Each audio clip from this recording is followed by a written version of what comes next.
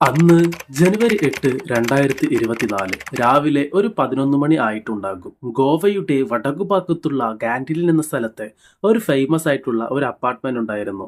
ആ apartment clean ചെയ്യാൻ വേണ്ടിയിട്ട് ഈ സമയത്ത് അവിടെ ഹൗസ് കീപ്പിംഗ് ജോലി ചെയ്യുന്ന ഒരു വ്യക്തി വരികയാണ്. അങ്ങനെ ആ വ്യക്തി റൂം ക്ലീൻ ചെയ്തുകൊണ്ടിരിക്കുന്ന സമയത്ത് ആ റൂമിന്റെ ഒരു മൂലയിൽ ബ്ലഡ് തളം കെട്ടി നിൽക്കുകയാണ്. ഹൗസ് കീപ്പിംഗ് ജോലി ചെയ്യുന്ന ആൾ അവിടെയുള്ള ബെഡ്ഷീറ്റും എല്ലാം എടുത്തു മാറ്റുകയാണ്. അപ്പോൾ ബെഡ്ഷീറ്റിലും ചിലതിലും ബ്ലഡുകൾ കാണുന്നുണ്ട്. അതുമാത്രമല്ല, അത് ഫ്രഷ് ബ്ലഡ് ആണ്. ബ്ലഡ് കണ്ട് പേടിച്ചു പോയ ആ ഒരു ക്ലീനർ വ്യക്തി അപ്പാർട്ട്മെന്റിലെ മാനേജറിനെ വിളിക്കുകയാണ്. എന്നിട്ട് മാനേജറോട് കാര്യങ്ങൾ പറയുകയാണ്. മാനേജറും അവിടെ വന്ന് ആ റൂം മൊത്തം പരിശോധിക്കുന്നുണ്ട്. അപ്പോൾ മാനേജറിന് ഇതിലെന്തോ പന്തികേട് തോന്നി നേരെ ഗോവ പോലീസിനെ വിവരം അറിയിക്കുകയാണ്. ഗോവ പോലീസ് സ്ഥലത്തെത്തി പരിശോധിക്കുന്ന സമയത്ത് ഗോവ പോലീസ് ആ അപ്പാർട്ട്മെന്റിന്റെ മാനേജറുടെ അടുത്ത് ചോദിക്കുന്നുണ്ട്, ഈ റൂമിൽ ആരായിരുന്നു ഉണ്ടായിരുന്നത്? അപ്പോ മാനേജർ പറയുകയാണ്, ബാംഗ്ലൂരിലുള്ള ഒരു പെണ്ണായിരുന്നു ഈ റൂമിൽ ഉണ്ടായിരുന്നത്. മാത്രമല്ല, ഒരു 4 വയസ്സ് കുട്ടിയും അവരുടെ കൂടെ ഉണ്ടായിരുന്നു. 2 ദിവസം മുമ്പാണ് അവർ ചെക്കിംഗ് ചെയ്തതെന്നും ഇന്ന് രാവിലെയാണ് അവർ റൂം വെക്കേറ്റ് ചെയ്തു പോയതെന്നും ആ മാനേജർ പോലീസിനോട് പറയുകയാണ്.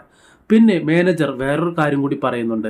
അവർ റൂം വെക്കേറ്റ് ചെയ്യുന്ന സമയത്ത് ആ 4 വയസ്സ് കുട്ടി അവരുടെ കൂടെ ഇല്ല എന്ന് മാനേജർ പോലീസിനോട് പറയുകയാണ്. ശരിക്കും അന്ന് എന്തായിരിക്കും സംഭവിച്ചത്? ജനുവരി 8, 2024 മൊത്തം ബാംഗ്ലൂർ, ഗോവ, എന്തിന് ഇന്ത്യയെ തന്നെ ഷോക്കാക്കിയ ഒരു സെൻസേഷണൽ കേസാണ് ഇന്ന് നമ്മുടെ ചാനലിലൂടെ ഇൻവെസ്റ്റിഗേഷൻ ചെയ്യാൻ പോകുന്നത്. നിങ്ങൾ കണ്ടുകൊണ്ടിരിക്കുന്നത് ദി ട്രൂ ഫയൽസ്. അപ്പോൾ നമുക്ക് നേരെ വീഡിയോയിലോട്ട് പോവാം.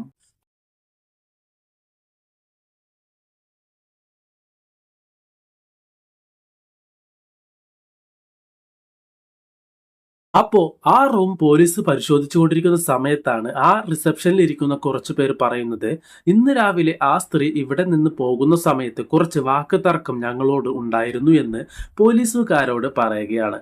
പോലീസുകാരും അതിനെക്കുറിച്ച് ചോദിക്കുന്ന സമയത്ത് അവർ എന്താണ് പറയുന്നതെന്നാൽ, രാവിലെ തനിക്ക് ബാംഗ്ലൂരിൽ പോകുവാൻ വേണ്ടിയിട്ട് ഒരു ടാക്സി അറേഞ്ച് ചെയ്ത് തരണമെന്ന് ആ സ്ത്രീ പറയുകയാണ്. അപ്പോൾ ഞങ്ങൾ പറഞ്ഞു, ഇത്രയും ദൂരം ടാക്സിയിൽ, അതും ബാംഗ്ലൂർ വരെ, ടാക്സിയിൽ പോകുന്നതിനേക്കാൾ നല്ലത് ഗോവ ബാംഗ്ലൂർ ഫ്ലൈറ്റിൽ പോയി കൂടെ എന്ന് റിസപ്ഷനിലുള്ളവർ ചോദിച്ചപ്പോൾ ഞങ്ങളുടെ വാക്ക് തർക്കത്തിനാണ് ആ ഒരു സ്ത്രീ വന്നതെന്നും വലിയൊരു ബഹളമാണ് ഇന്ന് രാവിലെ ആ സ്ത്രീ പോകുന്ന സമയത്ത് ഇവിടെ ഉണ്ടായത് എന്നും ആ റിസപ്ഷനിൽ ഇരിക്കുന്നവർ പറയുകയാണ്. അപ്പോ ഇതെല്ലാം കേട്ട പോലീസ് അവിടെയുള്ള CCTV എല്ലാം ചെക്ക് ചെയ്യുകയാണ്. ചെക്ക് ചെയ്യുന്ന സമയത്ത് ഈ ഹോട്ടലിലേക്ക് ഈ ഒരു സ്ത്രീ അപ്പാർട്ട്മെന്റിലേക്ക് വരുന്ന സമയത്ത് 4 വയസ്സ് കുട്ടിയെയും കൊണ്ടാണ് ഈ സ്ത്രീ വരുന്നത്. CCTV ദൃശ്യങ്ങളിൽ അറിയാൻ സാധിച്ചത്.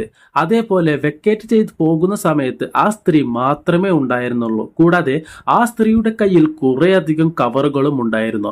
അതിൽ പോലീസിന് കൂടുതൽ ഡൗട്ട് തോന്നാൻ കാരണം എന്താണെന്നാൽ അതിലൊരു ഹെവി കവർ ഒരെണ്ണം ഉണ്ടായിരുന്നു. നല്ല ഭാരമുള്ള ഒരു കവർ ഉണ്ടായിരുന്നു.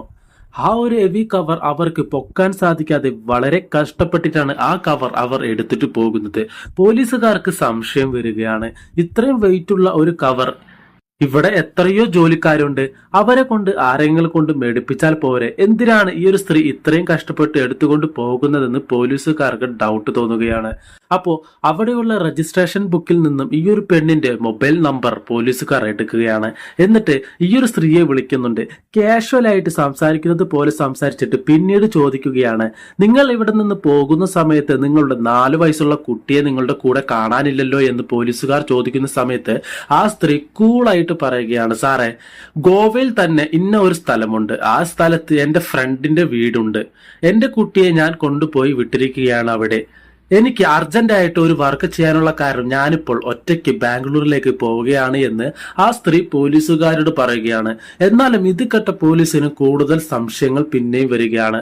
അപ്പൊ പോലീസുകാർ ആ ടാക്സി ഡ്രൈവറുടെ നമ്പറിലേക്ക് വിളിക്കുകയാണ്. എന്നിട്ട് ഞങ്ങൾ ചോദിക്കുന്നതിന് ഒരു റിയാക്ഷനും തരാതെ യെസ് ഓർ നോ മാത്രം പറഞ്ഞാൽ മതി, ബാക്കിലേക്ക് തിരിഞ്ഞു നോക്കണ്ട, നിങ്ങൾ പേടിക്കുകയും വേണ്ട എന്ന് ആ ഡ്രൈവറോട് പോലീസുകാർ പറയുകയാണ്.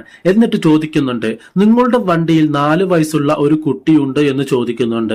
അപ്പോൾ ഡ്രൈവറും ഇല്ല എന്ന് മറുപടി പറയുകയാണ്. അപ്പോൾ ശരി, നിങ്ങൾ ഇപ്പോൾ എവിടെയാണ് എത്തിയിരിക്കുന്നത് എന്ന് പോലീസുകാർ ചോദിക്കുന്നുണ്ട്. അപ്പോൾ ഡ്രൈവർ പറയുന്നുണ്ട്, കർണാടകയിലുള്ള ചിത്രദുർഗ എന്ന സ്ഥലത്താണ് എത്തിയിരിക്കുന്നത് എന്ന് ഡ്രൈവർ പറയുകയാണ്. ഇത് കേട്ട പോലീസുകാർ പറയുന്നത്, നിങ്ങൾ ഒരു ടെൻഷൻ അടിക്കാതെ നേരെ ചിത്രദുർഗ പോലീസ് സ്റ്റേഷനിലേക്ക് പോവുക. ഡ്രൈവറുടെ അടുത്ത് പോലീസുകാർ പറയുകയാണ്. അപ്പോൾ ഡ്രൈവറും ശരി എന്ന് പറഞ്ഞിട്ട് ചിത്രദുർഗ പോലീസ് സ്റ്റേഷനിലേക്ക് പോവുകയാണ്.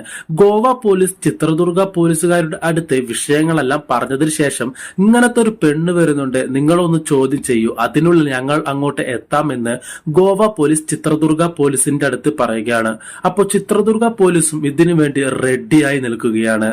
അതേസമയം ആ കാറ് ആ പോലീസ് സ്റ്റേഷന്റെ ഉള്ളിലേക്ക് കയറിയതും പോലീസുകാർ ഓടിപ്പോയി ആ കാറിന്റെ വട്ടം നിൽക്കുകയാണ്. എന്നിട്ട് ആ കാറിലുള്ള ആ ഒരു സ്ത്രീയെ പുറത്തേക്ക് ഇറക്കിയിട്ട് ആ കാർ മൊത്തം പരിശോധിക്കുകയാണ്. പരിശോധിക്കുന്ന സമയത്ത് ആ കവറുകളൊക്കെ പരിശോധിക്കുന്ന സമയത്ത് അതിലൊരു കവറിന്റെ ഉള്ളിൽ കണ്ട കാഴ്ച മൊത്തം പോലീസുകാരെയും ഷോക്കാക്കുകയാണ്. എന്താണെന്നാൽ ഈ ഒരു സ്ത്രീയുടെ 4 വയസ്സുള്ള പിഞ്ചു കുഞ്ഞിന്റെ ശരീരം അവർക്ക് ആ കവറിൽ നിന്ന് കിട്ടുകയാണ്. അതും ചോരൊലിച്ച ശരീരം. അപ്പോ ഈ ഒരു ക്രൈമിനെ കുറിച്ച് പോലീസുകാർ ഇൻവെസ്റ്റിഗേഷൻ ചെയ്യുകയാണ്. ആ ഒരു സ്ത്രീയോട് പല കാര്യങ്ങളും ചോദിക്കുന്നുണ്ട്. സ്ത്രീ ആരാണെന്ന് അറിഞ്ഞപ്പോഴാണ് അവരൊക്കെ പിന്നെയും ഷോക്കാകുന്നത്.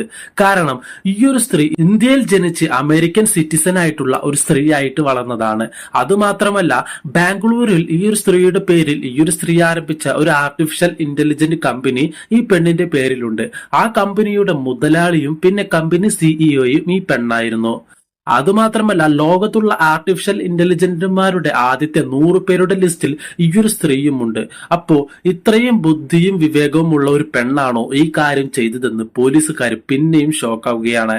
അപ്പൊ പോലീസുകാർ ചോദിക്കുന്ന ചോദ്യങ്ങൾക്കൊക്കെ കറക്റ്റ് ആയിട്ട് തന്നെ മറുപടിയും പറയുകയാണ് ആ ഒരു സ്ത്രീ. താൻ ജനിച്ചതും വളർന്നതുമെല്ലാം കൊൽക്കത്തയിലെ ഒരു സ്ഥലത്താണ്. പിന്നീടാണ് ഞാൻ ബാംഗ്ലൂരിലേക്ക് വന്നത്. 2010 കേരളത്തിലുള്ള വെങ്കിട്ട് എന്ന് പറയുന്ന ഒരു വ്യക്തിയെ ഞാൻ കല്യാണം കഴിച്ചു. പക്ഷേ ഞങ്ങൾ 2020 വേർപിരിഞ്ഞു എന്ന് പോലീസുകാരോട് പറയുകയാണ് ആ സ്ത്രീ. ഞങ്ങൾക്ക് ജനിച്ചതാണ് ഈ 4 വയസ്സ് കുട്ടിയെന്നും പോലീസുകാരോട് പറയുകയാണ്. അപ്പോ പോലീസുകാർ ചോദിക്കുന്നുണ്ട്, എന്തിനാണ് നീ ഈ പിഞ്ചു കുഞ്ഞിനെ കൊന്നതെന്ന് പോലീസുകാർ ചോദിക്കുന്നുണ്ട്. അതിന് ആ പെണ്ണ് പറഞ്ഞ മറുപടി, കല്യാണം കഴിഞ്ഞ് കുട്ടി ജനിച്ചിട്ടും എനിക്ക് അയാളുടെ കയ്യിൽ നിന്ന് വന്ന ടോർച്ചർ വലുതായിരുന്നു. എപ്പോഴും അടിക്കുക, ഫുൾ ടൈം കലാപമായിരുന്നു വീട്ടിനുള്ളിൽ നടക്കുന്നത്. അപ്പോ കോടതി മുഖേനയാണ് ഈ പ്രശ്നം സോൾവ് ചെയ്തത്. പ്രശ്നം സോൾവ് ചെയ്തപ്പോൾ എന്നെയോ എന്റെ കുഞ്ഞിനെയോ കാണാനോ സംസാരിക്കാനോ എന്തിന് സോഷ്യൽ മീഡിയയിൽ പോലും ഫോട്ടോസ് വീഡിയോസ് മെസ്സേജ് അയക്കാനോ അങ്ങനെ ഒന്നും തന്നെ ചെയ്യരുതെന്ന് കോടതി ഉത്തരവായിരുന്നു. ഇപ്പോ അയാൾ ജോലി ചെയ്യുന്നത് ഇന്തോനേഷ്യയിലാണ്. അതിനുശേഷം ഞാൻ ബാംഗ്ലൂരിൽ എന്റെ ജോലി ചെയ്തിട്ട് ഞങ്ങൾ ജീവിക്കുകയായിരുന്നു. അപ്പോഴാണ് കോടതിയിൽ നിന്ന് വേറൊരു നോട്ടീസ് വരുന്നത്. ഇടയ്ക്കിടയ്ക്ക് എന്റെ ഭർത്താവിന് എന്റെ മകനെ വന്നു കാണാൻ അവകാശമുണ്ട് എന്ന് വാദമാണ് ആ നോട്ടീസിൽ വന്നിട്ടുണ്ടായിരുന്നത്. പക്ഷേ ഇതറിഞ്ഞതും എന്റെ ഉള്ളിലെ പിശാച് പുറത്തു വരികയായിരുന്നു. ഇയാൾ ഒരിക്കലും ഈ കുട്ടിയെ കാണരുത്, അതിനെന്തെങ്കിലും ചെയ്യണം. ഈ കുട്ടിയുള്ളപ്പോൾ ഇടയ്ക്കിടയ്ക്ക് എനിക്ക് ഇങ്ങനത്തെ പ്രശ്നങ്ങൾ, തലവേദനകളും വരുന്നുണ്ട്. അപ്പോ ഈ കുട്ടി ഇല്ലാതാക്കി കഴിഞ്ഞാൽ എല്ലാ പ്രശ്നങ്ങളും അതോടെ തീരുമെന്ന് പറഞ്ഞിട്ടാണ് ഈ കുട്ടിയെ കൊല്ലുന്നത്. കൊല്ലാൻ കാരണം ഇതാണ് എന്നും ഈ സ്ത്രീ പോലീസുകാരോട് പറയുകയാണ്. അതിനുവേണ്ടിയാണ് ഗോവയിലുള്ള ഈ ഒരു അപ്പാർട്ട്മെന്റിലേക്ക് പോയിട്ട് റൂം എടുത്തതെന്നും പോകുമ്പോൾ തന്നെ ചുമയ്ക്കുള്ള മരുന്ന് വാങ്ങിയിട്ടാണ് പോകുന്നത്. എന്നിട്ട് അന്നൊരു ദിവസം, അതായത് ജനുവരി 8, 2024 അന്നത്തെ ദിവസം രാവിലെ എന്റെ കുട്ടിക്ക് ഇതിൽ അളവിൽ കൂടുതൽ ഡോസ് ആയിട്ട് ഞാൻ കൊടുത്തിരുന്നു ഈ മരുന്ന്. അത് കഴിച്ചതും എന്റെ കുട്ടി നല്ല ക്ഷീണിതനായിട്ട് ഉറങ്ങുകയായിരുന്നു. ആ സമയത്താണ് ഞാൻ അവനെ കഴുത്ത് നെരിച്ചു കൊല്ലുന്നത് എന്ന് ആ സ്ത്രീ പറയുകയാണ്. കൂടാതെ ഓട്ടോപ്സി റിപ്പോർട്ട് വന്നത് എങ്ങനെയാണെന്നാൽ ബലമായി കഴുത്തിൽ നെരിച്ചപ്പോൾ തലയിലും മുഖത്തുമുള്ള രക്തനരമ്പുകൾ പൊട്ടിയിട്ടാണ് കുട്ടി മരിച്ചതെന്നും ഓട്ടോപ്സി റിപ്പോർട്ട് വന്നിരുന്നു. അങ്ങനെ ആ പെണ്ണിനെ കോടതി ശിക്ഷിക്കുകയാണ്. എന്തായാലും താൻ ജന്മം കൊടുത്ത ഒരു കുഞ്ഞിനെ, അതും 4 വയസ്സുള്ള ഒരു പിഞ്ചു കുഞ്ഞിനെ ഇത്രയും ക്രൂരമായിട്ട് ഇത്രയും വേദന സഹിച്ചുകൊണ്ടുള്ള ഒരു മരണം അത് നീ ആ കുഞ്ഞിന് കൊടുത്തു. പക്ഷെ നിന്റെ മരണം അതിലും കൊടൂരമായിരിക്കും. ഡിയർ ഇൻവെസ്റ്റിഗേറ്റേഴ്സ്, ഈ ഒരു സംഭവത്തെക്കുറിച്ച് എന്താണ് നിങ്ങളുടെ അഭിപ്രായം? താഴെ കമന്റിൽ പറയാൻ മറക്കരുത്. അപ്പോ ഈ ഒരു ഇൻവെസ്റ്റിഗേഷൻ വീഡിയോ എക്സ്പ്ലെയിൻ ചെയ്തത് നിങ്ങൾക്ക് എല്ലാവർക്കും ഇഷ്ടപ്പെട്ടു എന്ന് വിചാരിക്കുന്നു. Solved unsolved mystery stories cases കേൾക്കുവാൻ താല്പര്യമുള്ള നിങ്ങൾ നമ്മുടെ ചാനൽ മറക്കാതെ സബ്സ്ക്രൈബ് ചെയ്ത് കൂടെ കാണുന്ന ബെൽ ബട്ടൺ എനേബിൾ ചെയ്തു വെക്കുക. പിന്നെ വീഡിയോ ഇഷ്ടപ്പെട്ടു കഴിഞ്ഞാൽ വീഡിയോ ലൈക്ക് ചെയ്യാനും ഷെയർ ചെയ്യാനും മറക്കരുത്. അപ്പോൾ അടുത്ത ഇൻവെസ്റ്റിഗേഷൻ വീഡിയോയിൽ കാണാം. എല്ലാവർക്കും നന്ദി, നമസ്കാരം.